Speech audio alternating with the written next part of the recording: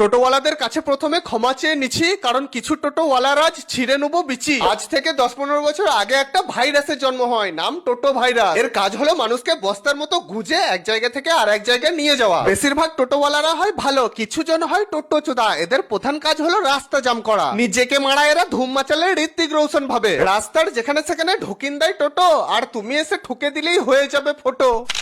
টোটোওয়ালার কিছু হবে না, ওরা অমর। সঠিক বলেছেন। কুকুরদের যেমন এরিয়া হয়, টোটোওয়ালাদেরও এরিয়া হয়। অন্য টোটোকে নিজের এরিয়াতে ঢুকতেই দেবে না, ঢুকে গেলেই ঝামেলা। তুই আমার প্যাসেঞ্জার কেন তুললি? তুই কেন আমার এরিয়াতে আসবি? তুই এই রাস্তা দিয়ে যেতে পারবি না। হ্যাঁ রে মারা, রাস্তা তোদের বাপের।